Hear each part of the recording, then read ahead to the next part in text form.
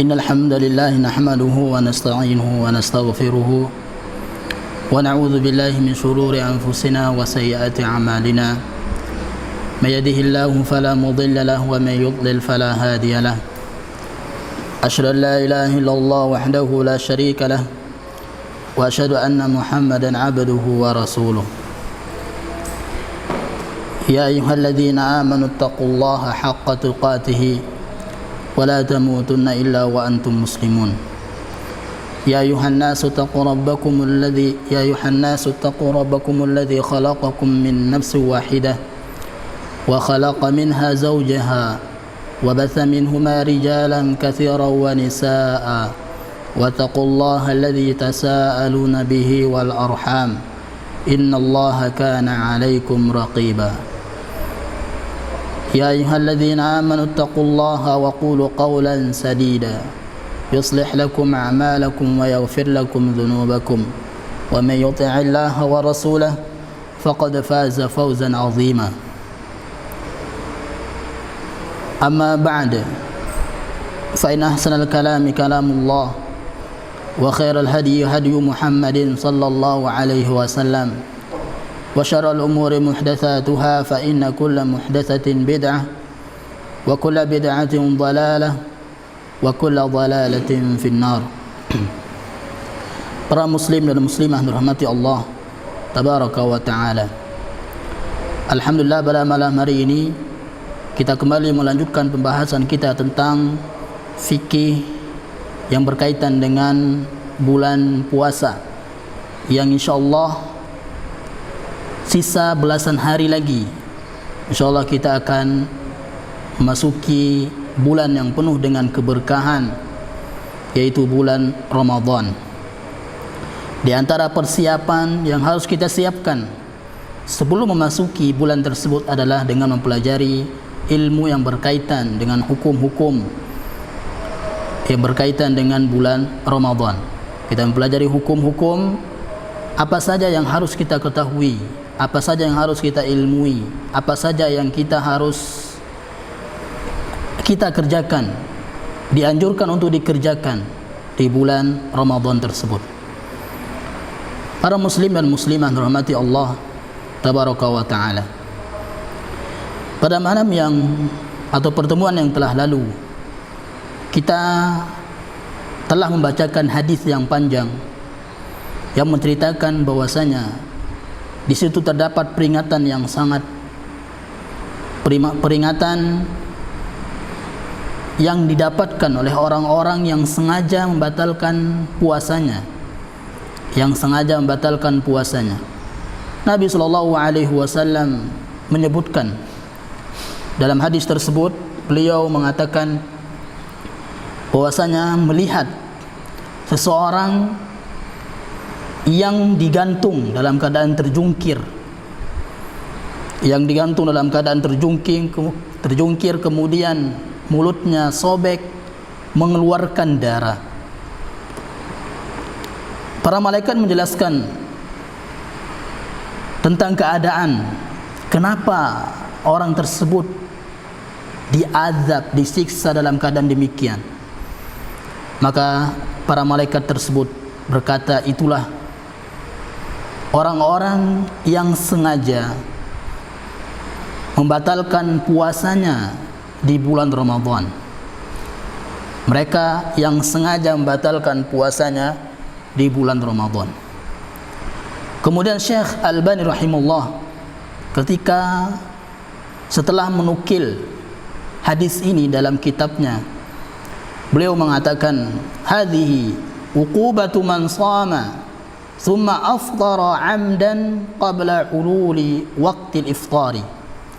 Inilah balasan untuk orang-orang yang sengaja membatalkan puasanya,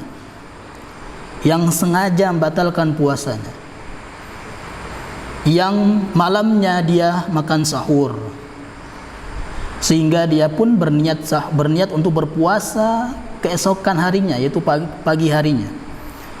Kemudian setelah mendapati waktu zuhur atau waktu asar misalnya, sebelum waktu berbuka puasa, malah dia membatalkan puasanya.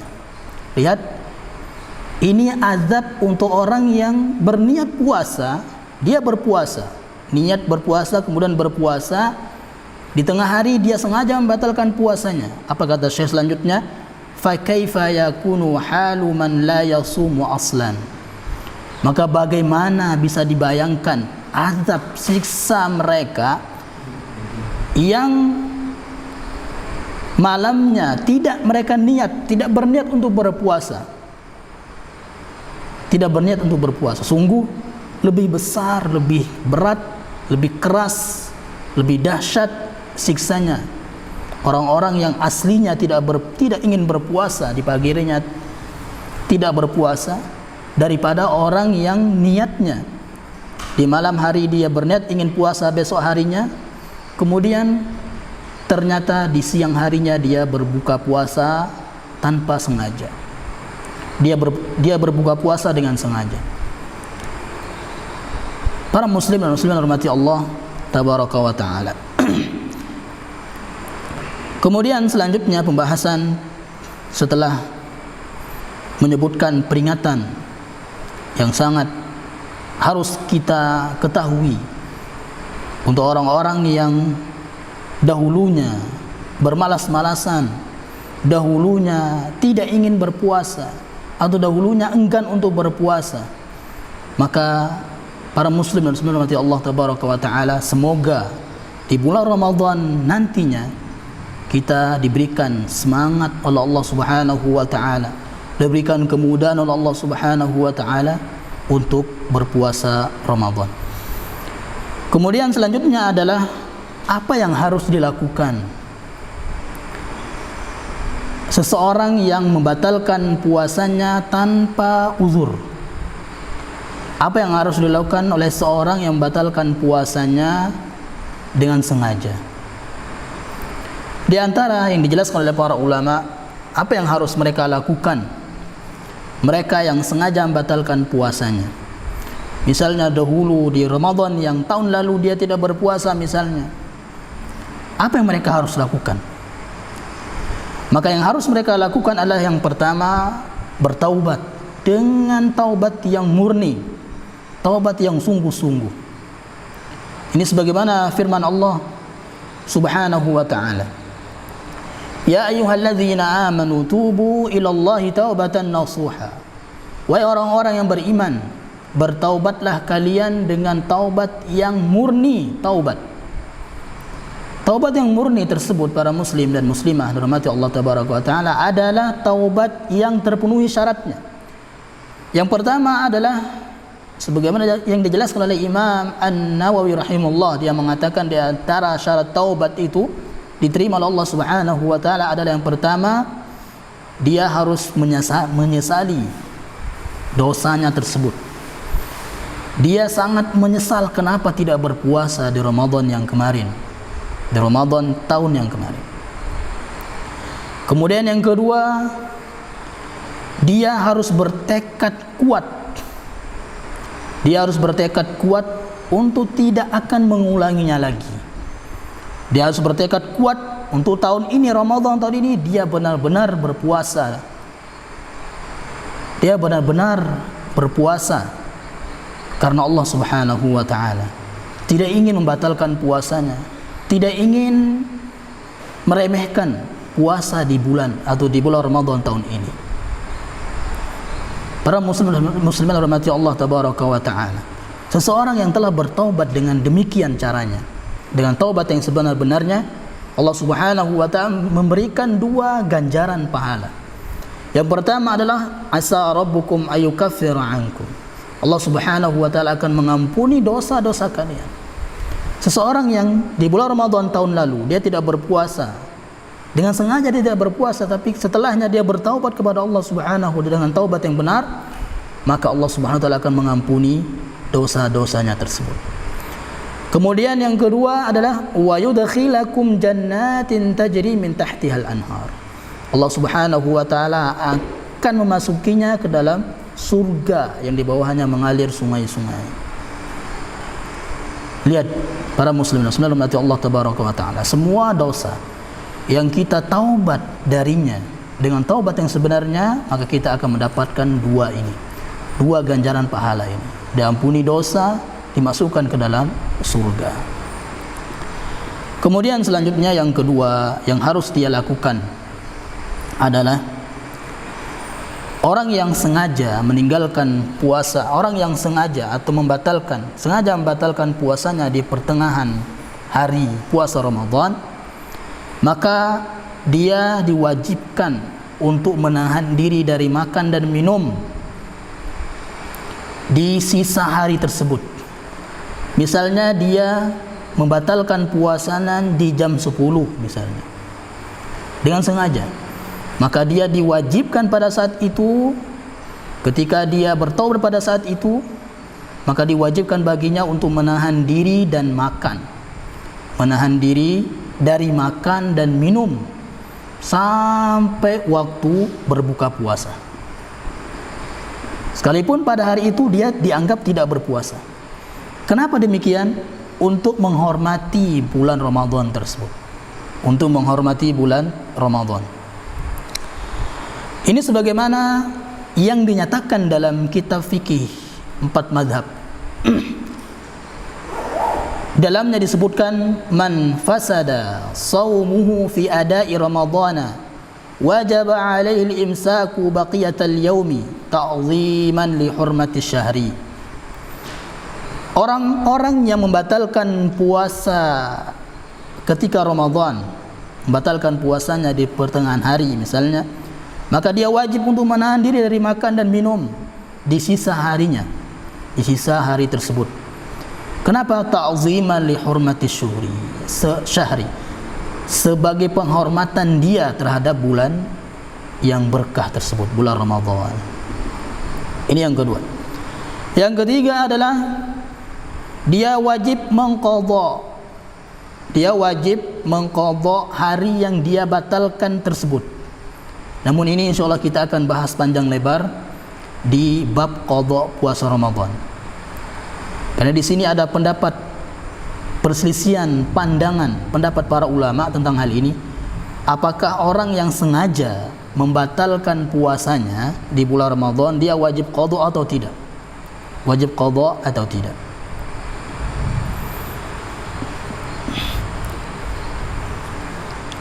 Kemudian yang keempat, untuk menutupi kesalahan dari kesalahan yang dia lakukan di bulan Ramadan tersebut, dari membatalkan puasanya karena tanpa uzur, maka dia sangat disarankan untuk memperbanyak puasa sunnah, untuk memperbanyak puasa sunnah. Siapa di antara kita dahulunya misalnya di tahun-tahun yang kemarin kita misalnya meremehkan puasa Ramadan, meninggalkan puasa Ramadan, meninggalkan sholat misalnya, meninggalkan hal-hal yang wajib, maka kita disunahkan untuk memperbanyak puasa sunnah. Ketika dia banyak meninggalkan puasa yang wajib, puasa Ramadan, kita disunahkan, disarankan untuk memperbanyak sholat sunnah. Ketika kita dahulu misalnya taubat dari sholat, meninggalkan sholat wajib, dahulunya kita bergelimang dosa meninggalkan sholat wajib, maka setelah itu, setelah bertaubat, kita disarankan untuk memperbanyak sholat sunnah. Dalil tentang hal ini adalah hadis Rasulullah sallallahu alaihi wasallam, awwalu ma yuhasabu bihi al-'abdu yaumal qiyamati min 'amalihi salatuhu. Perkara yang akan dihisab pertama kali dari amalan-amalan seorang hamba tersebut adalah solatnya. Fa in saluhat faqad aflaha wa anjaha. Kalau solatnya bagus, dia tidak pernah meninggalkan solat, maka dia beruntung dan sukses. Wa in fasadat faqad khaba wa khasira. Namun dia banyak meninggalkan solat wajib, maka dia sangat merugi dan sangat terhina. Fa in intaqasa min fardhatihi syai'un. Kemudian ketika ternyata dia memiliki kekurangan pahala karena meninggalkan solat wajib, maka Allah Subhanahu wa taala berfirman, "Unzuru hal li 'abdi min tatawwu'in." Lihatlah, apakah hambaku ini banyak melakukan solat-solat sunnah. Maka fayukmila bihi man taqasa minal fardhah. Maka dengan solat-solat sunnah tersebut Allah Subhanahu wa taala menutupi dosa-dosa meninggalkan solat wajib. Tsumma yakunu sa'iru 'amalihi 'ala dzalik. Kemudian semua amalan wajib yang kita tinggalkan itu bisa ditambal dengan amalan-amalan sunnah. Oleh karena itu, orang yang meninggalkan puasa Ramadan, ya, dosanya itu bisa ditambal dengan puasa-puasa sunnah, memperbanyak puasa sunnah. Jadi para muslim dan muslimat rahmati Allah tabaraka wa taala, inilah di antara hikmah kenapa kita harus memperbanyak puasa sunnah. Kenapa kita harus disarankan memperbanyak puasa sunnah? Bisa jadi, ya, puasa Ramadan yang kita lakukan banyak kekurangannya, atau kita dahulu sebelum bertaubat banyak meninggalkan puasa Ramadan. Maka setelah itu, setelah kita bertaubat, kita harus memperbanyak puasa, atau disarankan memperbanyak puasa sunnah. Kemudian yang terakhir, yang kelima adalah dia berusaha memperbanyak amal saleh. Dia harus berusaha memperbanyak amal saleh dengan harapan taubatnya diterima oleh Allah Subhanahu wa taala. Karena di antara ciri taubat seseorang itu diterima oleh Allah Subhanahu wa taala, di antaranya adalah setelahnya dia banyak beramal saleh. Dalilnya adalah firman Allah Subhanahu wa taala dalam surah Thaha ayat 82, "Wa inni laghaffarun." Sungguh aku adalah zat yang maha pengampun, liman taba, untuk orang-orang yang bertaubat. Lihat, ini berita gembira bagi orang-orang yang bergelimang dosa.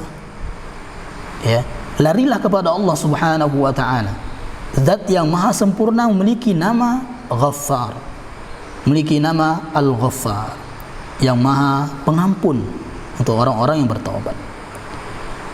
Wa amana wa amila salihah. Kemudian dia, setelah dia bertaubat, lihat, wa amana, dia harus beriman. Jadi orang-orang yang setelah hijrahnya, dia harus benar-benar mempelajari tauhid, iman kepada Allah Subhanahu wa taala, beriman. Wa amila salihah, kemudian banyak beramal saleh. Karena orang yang benar-benar beriman itu akan melahirkan amal-amal saleh. Orang-orang yang benar-benar bertauhid kepada Allah Subhanahu wa taala akan melahirkan amal saleh. Tsumma tada, kemudian akan melahirkan keistiqomahan. Akan melahirkan keistiqomahan. Lihat, syaratnya adalah beriman terlebih dahulu, mentauhidkan Allah Subhanahu wa taala. Dahulu banyak bergelimang dosa syirik misalnya, bergelimang bid'ah misalnya, khurafat dan seterusnya. Maka setelah dia bertaubat, amalan perkara yang wajib pertama kali yang dia lakukan adalah bertauhid kepada Allah Subhanahu wa taala. Kemudian setelah itu, tauhid yang benar akan melahirkan amalan-amalan saleh, salat yang benar, wudu yang benar, puasa yang benar, zakat yang benar, sedekah yang benar, haji, umrah yang benar, dan seterusnya. Ya. Tsumma tada, baru kemudian dia akan tetap berjalan di atas kebenaran, yaitu istiqamah. Istiqamah di jalan tauhid dan amal-amal saleh. Ya, inilah 5 perkara yang harus dilakukan oleh orang-orang yang telah bertaubat dari meninggalkan puasa Ramadan, atau telah bertaubat dari meninggalkan perkara-perkara yang diwajibkan Allah Subhanahu wa taala. Para muslim dan muslimat rahmati Allah tabaraka wa taala. Kemudian bab selanjutnya setelah hukum puasa Ramadan dan seterusnya, maka bab selanjutnya adalah bab penetapan awal dan akhir Ramadan. Bab penetapan awal dan akhir Ramadan. Di sini banyak sekali cabang-cabang masalah tentang hal ini. Banyak sekali. Tentunya insyaallah 2 malam atau 3 malam kita akan menghabiskan insyaallah pembahasan tentang bab yang ini, ya, penetapan awal dan akhir Ramadan.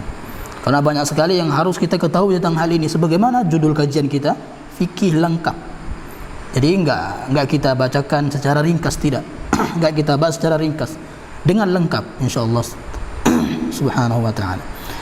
Selanjutnya adalah masalah yang berkaitan dengan hal ini. Yang pertama adalah bagaimana cara menetapkan awal dan akhir Ramadan. Bagaimana cara menetapkan awal dan akhir Ramadan. Dari dahulu sampai akhir zaman, ya, bisa dikatakan demikian.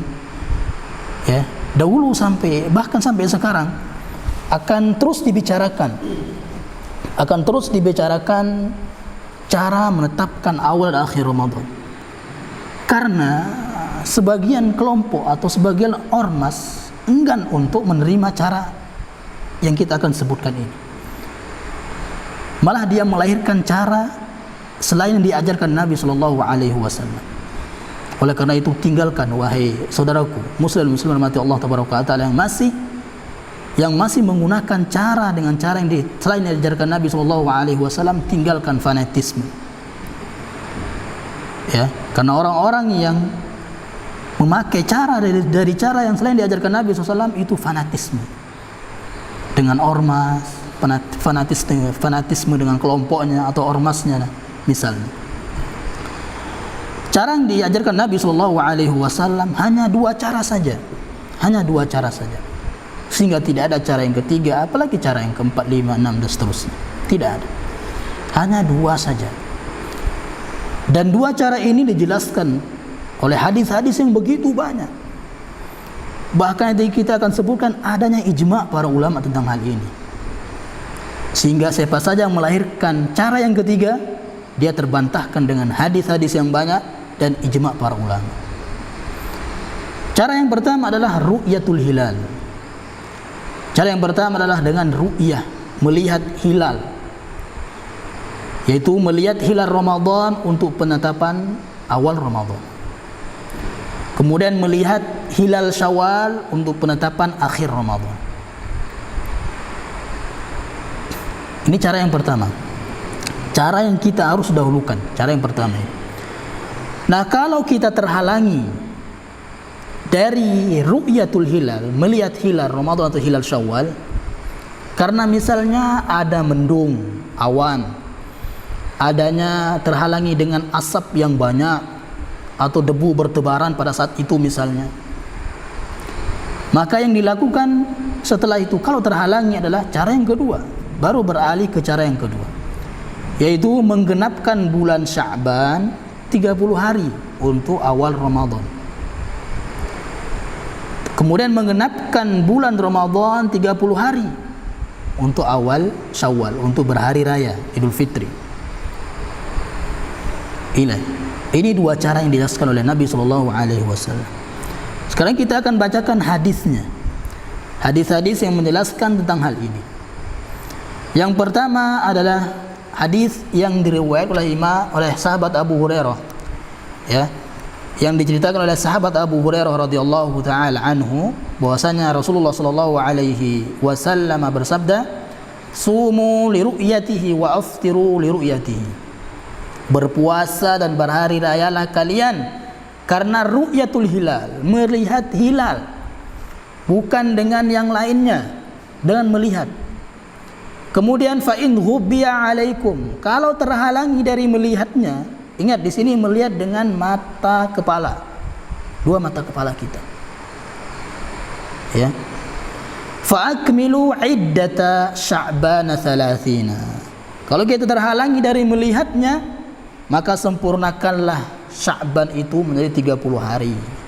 Lihat cara yang seperti ini, ya, semua manusia mudah untuk melakukannya. Inilah syariat Islam, ya, syariat yang memudahkan, ya, umatnya, syariat yang memudahkan umatnya. Jadi Allah Subhanahu wa taala memudahkan untuk mengamalkan amalan-amalan ibadah yang disyariatkan olehnya. Ini hadis yang sahih Bukhari dan Muslim. Kemudian hadis yang kedua tentang hal ini adalah Hadis sahabat Abdullah bin Umar radhiyallahu taala anhuma, dia berkata, aku pernah mendengar Rasulullah sallallahu alaihi wasallam bersabda, "Idza ra'aitumuhu fasumu." Kalau kalian melihatnya, lihat di sini melihat. Kalau kalian melihatnya, berpuasalah. Wa idza ra'aitumuhu fa'tiru. Kalau kalian melihatnya, berhari rayalah. Fa in huma 'alaikum faqduru lahu. Kalau terhalangi untuk melihatnya, faqduru lahu. Faqduru lahu, tentukan, perkirakanlah untuknya. Tentukan dan perkirakanlah. Nah, di sini para ulama menjelaskan faqduru lahu, ya, maksudnya dijelaskan oleh hadis yang lain, yaitu hadis Nabi sallallahu alaihi wasallam, faqduru lahu 30. Tentukan, ya, Sya'ban tersebut menjadi 30 hari. Faqduru lahu. Karena sebagian ulama, ya, sebagian ulama berpendapat dengan hadis ini, karena hadis ini mereka membolehkan hisab. Mereka membolehkan hisab. Nanti kita akan bantah pendapat ini. Ya. Seperti misalnya Imam Mutarrif, kemudian Imam Ibnu Qutaibah rahimahumullah taala. Ya. Dengan hadis ini mereka mengatakan, ya, kalau tidak bisa dilihat maka boleh kita, ya, ke hisab, ya, boleh kita menentukan awal atau akhir Ramadan dengan hisab. Nah, kita akan jelaskan. Namun Imam An-Nawawi rahimahullah menjelaskan tentang makna ini juga, faqduru lahu. Dia berkata, wa dhahaba Malikun wa Syafi'i, Imam Malik, Imam Syafi'i, wa Abu Hanifah, Imam Abu Hanifah, wa jumhurus salaf wal khalaf. Ya, ulama dahulu dan ulama kontemporer, ila anna ma'nahu qaddiru lahu tamamal adadi 30 yawman. Makna dari faqduru lahu itu adalah qaddiru lahu tamama adadi 30 yawman. Sempurnakan bilangan hari Sya'ban, Ramadan itu 30. Ya. Ini pendapat Imam Malik, Asy-Syafi'i, Abu Hanifah, kemudian para salaf dan khalaf. Salaf ulama terdahulu, khalaf ulama kontemporer.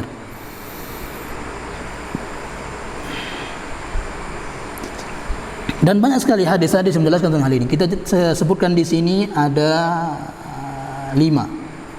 Ada 5 hadis. Dan masih banyak lagi.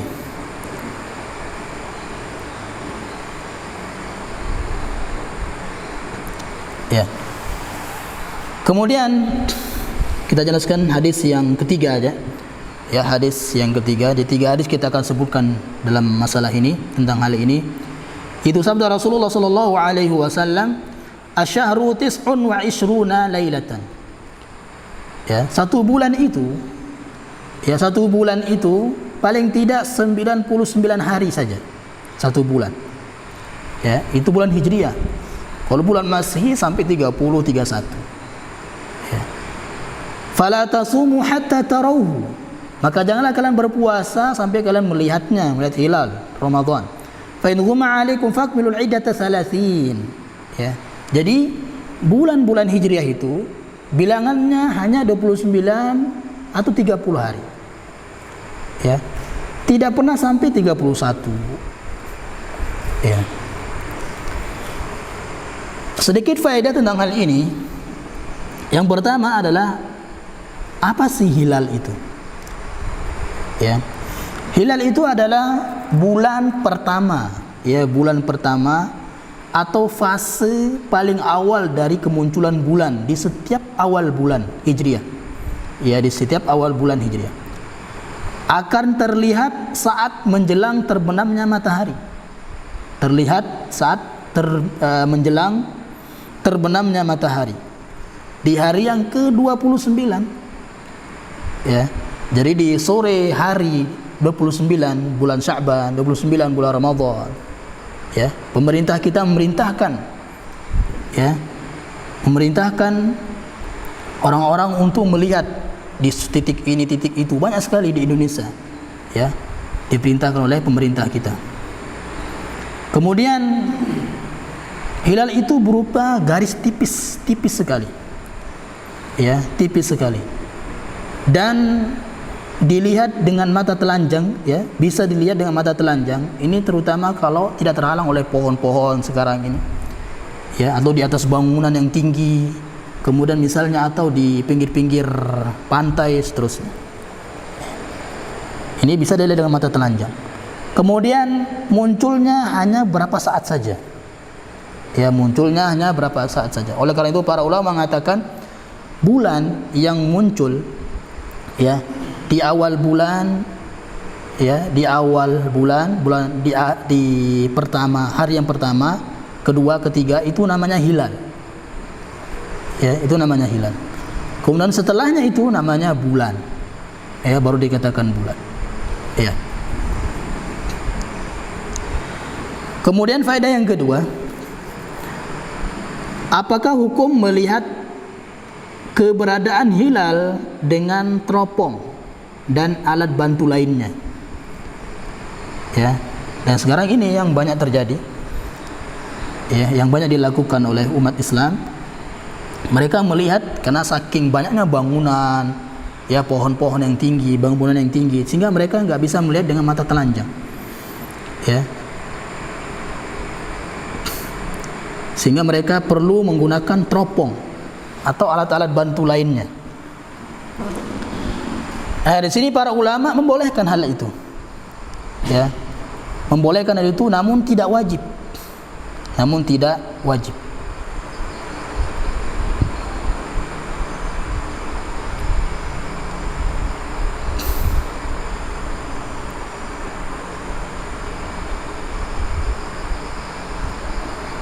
Syekh Muhammad bin Shalih Al-Utsaimin rahimahullah berkata, wala ba'sa an natawassala ila ru'yatil hilali bil minzari awil marasidi.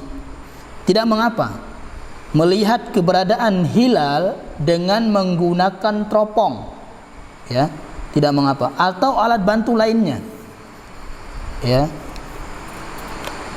Di kitab Majmu' Fatawa wa Rasail Al-Utsaimin rahimahullah ta'ala.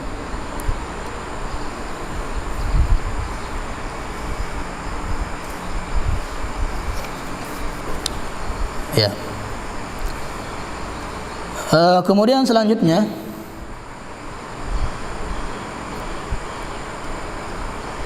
ini pembahasan terakhir untuk hari ini, malam ini, adalah hukum, ya, hukum metode hisab dalam penetapan awal dan akhir Ramadan. Hukum metode hisab dalam penetapan awal dan akhir Ramadan. Hisab adalah perhitungan secara sistematis dan astronomis untuk menentukan posisi bulan, ya, dalam menentukan dimulainya awal bulan pada kalender Hijriah. Ya, itu hisab, perhitungan secara sistematis, kemudian astronomis, ya, secara matematis, kemudian astronomis, ya.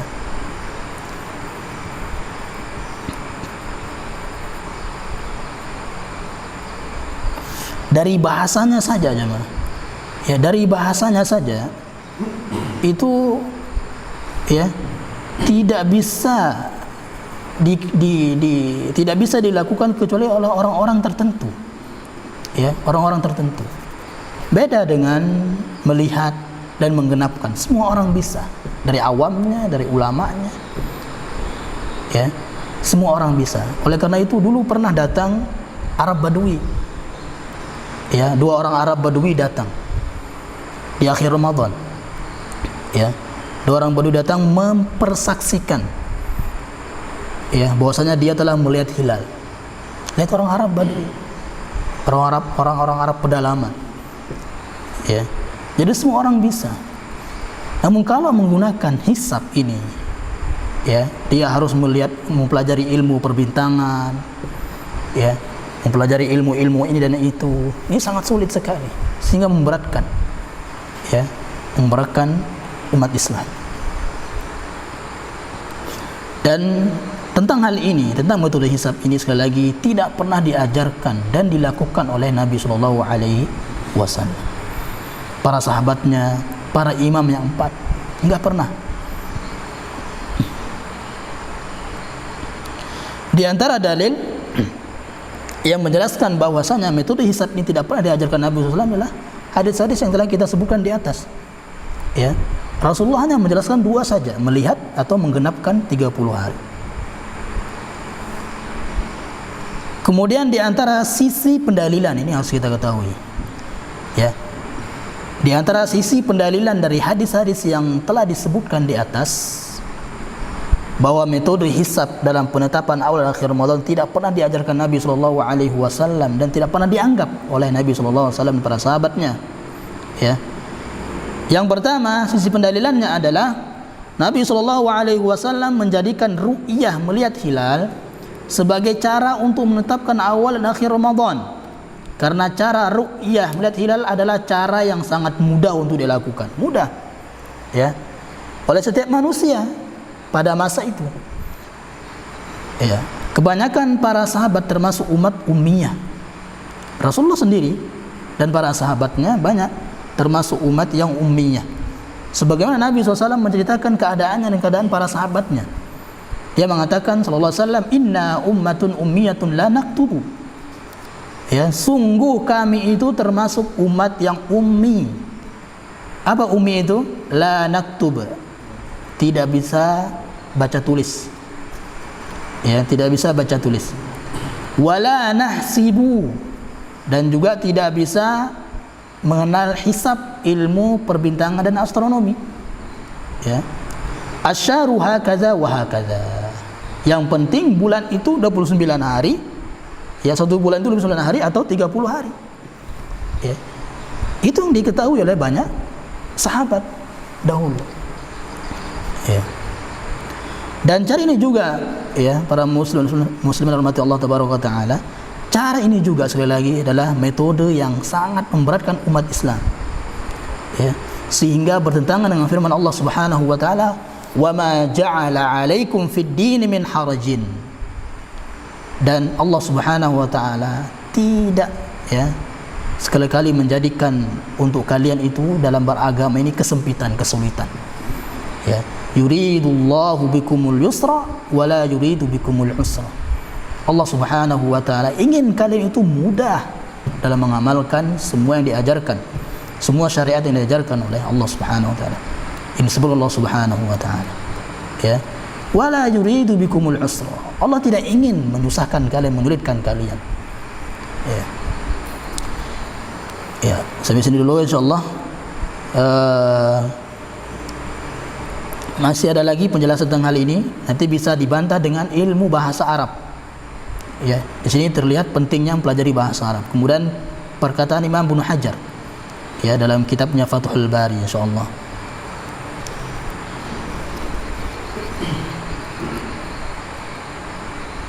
Kemudian juga nanti apa bantahan untuk orang menganggap ini adalah masalah khilafiyah sehingga bisa berijtihad dalamnya. Nanti akan terbantah insyaallah pada malam besok malam insyaallah. Di saat salat di pertiga malam, lebih afdal berdoa di dalam sujud atau di luar salat? Ya.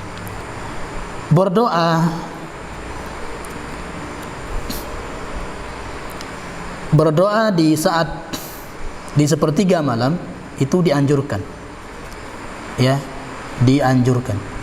Karena Allah Subhanahu wa taala pada saat itu turun di langit yang pertama mengatakan, siapa yang meminta saya akan kasih, siapa minta pun saya akan ampuni, ya, siapa yang berlindung saya akan lindungi, ya.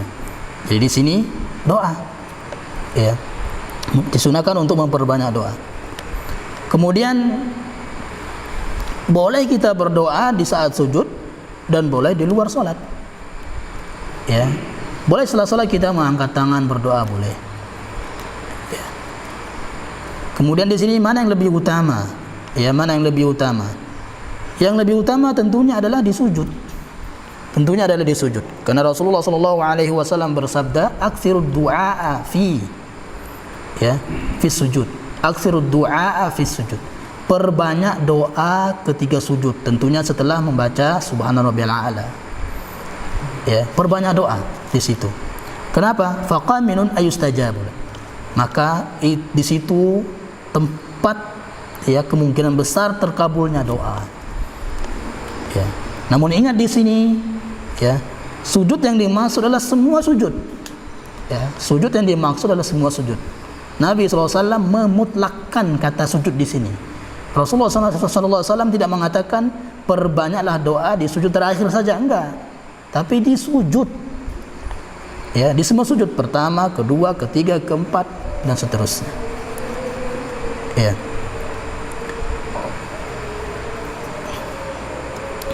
Allah alam bisawab. Insyaallah kita lanjutkan pertemuan berikutnya insyaallah. Subhanallah bihamdika asyhadu an la ilaha illa anta astaghfiruka wa atubu ilaik. Assalamualaikum warahmatullahi wabarakatuh.